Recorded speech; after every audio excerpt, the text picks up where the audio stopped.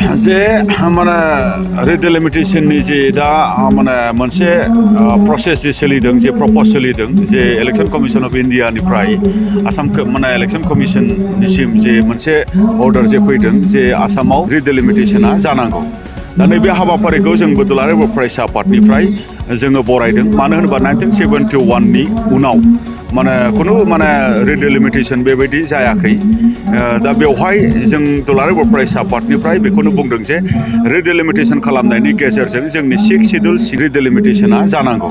दा नैबे हाबाफारिखौ जोंबो दुलाराय बर' फरायसा आफादनिफ्राय जोङो बरायदों। मानो होनोबा 1971 नि उनाव माने खुनु माने रिडेलिमिटेशन बेबायदि जायाखै।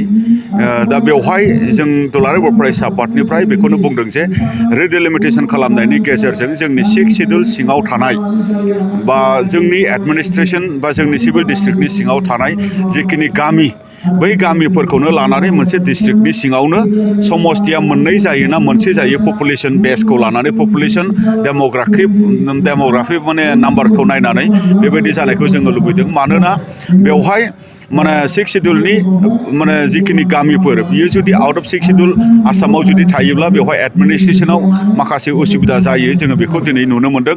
लोगोसे जोङो नुदों जे मोनसे जिल्लानि सिङावनो जुदि जोंनि समस्तिफोरा जायोबा मोजां जायो मोनसे सिभिल डिस्ट्रिक्टनि सिङावनो। नङाब्ला मोनसे माने जिल्लायानो गुबुन गुबुन जिल्लानि सिङाव बेबायदि जुदि इलेक्शन माने पारपसनि थाखाय गामिया ओनसोला जुदि बोखाव जानांगौ जुदि जायोब्ला बेवहाय गोबां डेभेलपमेन्ट खामानि मावनायफ्राव उसुबिदा जायो जोङो नुदों। दा बेखिनि बाथ्राखौ जोङो इलेक्शन कमिशन अफ इन्डियानिसिम जोङो दुलाराय बर' फरायसा आफादनिफ्राय जोङो जोंनि दाबि बा जोंनि अनुरदखौ जोङो बुंनानै दोनदों जे बेवहाय आसामाव जिहेतु 126 समस्तिखौ लानानै 126नो थाफिननांगौ।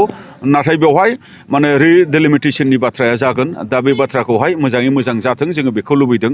बेवहाय जुदि जायोब्ला जोंहाबो जों माने बोरै मुलाम्फा लानो हायो बेनि एडभान्टेजखौ जों बोरै मोननो हायो बे बाथ्राखौ जोङो दिनै सानदों। बेनि थाखायनो बे बाथ्राखौ जोङो जानांगौ होनना बुंदों। आरो फारसेथिं बेवहाय पार्लियामेन्टारि सिटनि जि रिडेलिमिटेशनाबो जागोन। दा बेवहाय दुलाराय बर' फरायसा आफाद आरो बर' हारिनिफ्राय जोङो बुंनानै दोननो लुबैदों जे क'क्राझार जितु समस्ति नैबे क'क्राझार समस्ति पार्लियामेन्टारि समस्तिया माने मा होनदों जोंना एसटि हिसाबै जोङो मोनबोबाय थादों। दा दिनै माने इलेक्शन कमिशन अफ इन्डियानि जिखिनि प्रप'ज बेवहाय जोङो माने मा होनदों दिनै लखिमपुर बेखौ माने एसटि खालामनाय आरो क'क्राझारखौ जेनेरेल खालामनाय बेबायदि मोनसे प्रप'ज नुदों।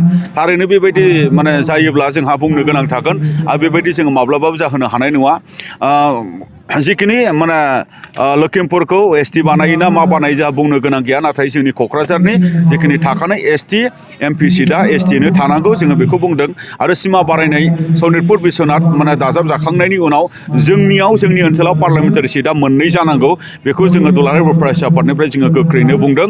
आरो जोंनि जे नैबे माने बिटिसि ओनसोलाव बा 6 शिड्युल ओनसोलाव 6 शिड्युलनि बेस बा ट्राइबेलफोरनि बेसखौनो लानानै रिडेलिमिटेशना जानांगौ होननानै जोङो दुलाराय बर' फरायसा आफादनिफ्राय जोङो बुंदों।